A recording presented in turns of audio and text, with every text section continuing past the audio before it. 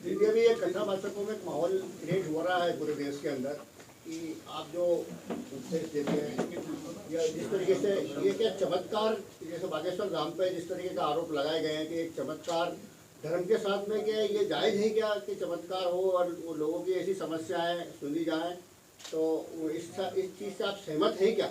मुझे नहीं पता, मुझे क्योंकि मुझे इस बारे में जानकारी नहीं है। देखिए, सबकी अपनी अपनी विद्या है। आप मुझसे मेरी कथा के बारे में पूछेंगे तो मैं आपको स्पष्ट रूप में बता पाऊंगी, क्योंकि मैं उसके बारे में पढ़ रही हूँ। पर कोई और अगर कुछ कर रहे हैं तो वो उनकी पढ़ाई क्या है, वो कैसे कर रहे हैं, मुझे पता नहीं है। तो उस पर अगर मैं टिप्पणी करती हूँ तो मैं गलत हूँ। आप गृहस्थ आश्रम में कब प्रवेश करेंगे? तो मैं तो करूँगी। आध्यात्म का मतलब ये नहीं है कि मैं शादी नहीं करूँगी, बिल्कुल करूँगी।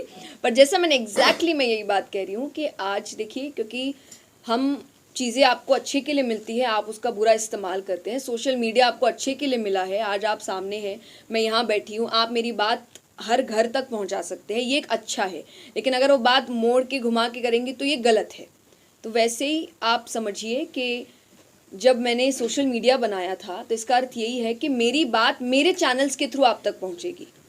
पर लोग अलग अलग चैनल, फेक चैनल बनाकर कह रहे हैं कि ऐसे हो रहा है, वैसे हो रहा है। तो अगर मेरी शादी होगी तो मेरे चैनल से बता दी जाएगी आप। देश को हिंदू राष्ट्र बनाने की जो कवायद चल रही है, ऐसा ही मांग कर रहे हैं वो लोग, और उसका भी एक बीड़ा जो एक युवा संत ने उठा रखा है। मैं आपसे जानना चाह रहा हूँ, इस मामले से आपका सरोकार है तो क्या है, क्या बोलना चाहिए आपसे?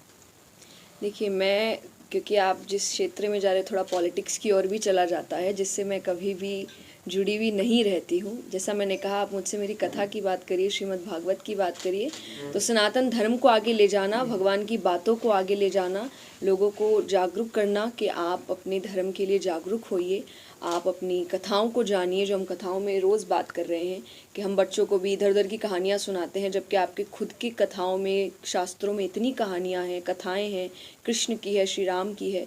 तो आप उसको सुनाइए, उसको आगे बढ़ाइए। इस पर मेरा पूरा पूर्ण सहयोग है कि आप इस बात को, इस धर्म को आगे लेकर जाएं। भागवत कथा का जो उद्देश्य है, उसके अनुसार आप यहाँ के युवाओं के लिए क्या कहना चाहेंगे? कि आप इस कथा को सुनिए, और मैंने जितनी सिंपल वर्जन में आपको कथा में आपके सामने रख सकूं, मैं कोशिश कर रही हूं।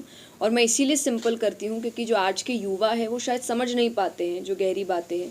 तो मैं आपको आपके शब्दों में, आपकी भाषा में समझाने की कोशिश कर रही हूँ। खुद एक युवा होकर मैं हमेशा कहती हूँ, मैं संत नहीं हूँ, मैं साधु नहीं हूँ, मैं एक साधारण लड़की हूँ, जैसे आपके घर के बच्चे होते हैं। और सबकी अपनी अपनी रुचि होती है किसी क्षेत्र में। मेरी रुचि आध्यात्म में है, जिसको लेकर मैं आगे बढ़ रही हूँ, उसके पीछे काम कर रही हूँ। तो मेरी यही इच्छा है कि मेरे जैसे जो युवा है, जो आज के समय बहुत कंपटीशन के साथ जी रहे हैं, चाहे करियर है, चाहे जो दुनिया बदल रही है इतनी जल्दबाजी में, उसमें वो डिप्रेशन, एंजाइटी, दिक्कतें हैं, उन सब का इलाज है आपके शास्त्र। आपका नाम जया शर्मा है, आपका जया किशोरी कैसा पड़ा नाम? किसने बताया? ये मेरे गुरुजी हैं, मेरे बड़े हैं। उन्होंने, जैसे हम हमेशा कहते हैं कि घर के जो लड़के होते हैं, हम उनको प्यार से कन्हैया कहते हैं, अरे हमारे घर का कान्हा है, तो लड़की घर की राधा क्यों नहीं हो सकती? तो इसीलिए उन्होंने, मैं छोटी सी उनके पास आई थी, उन्होंने मुझे किशोरी कहना शुरू किया था। डाउनलोड करें अमर उजाला ऐप और पाएं खबरें लगातार। अगर आप ये वीडियो YouTube पर देख रहे हैं तो हमारे चैनल को सब्सक्राइब करें और बेल आइकन को दबाना ना भूलें। अगर आप Facebook पर ये वीडियो देख रहे हैं तो हमारे पेज को लाइक करें।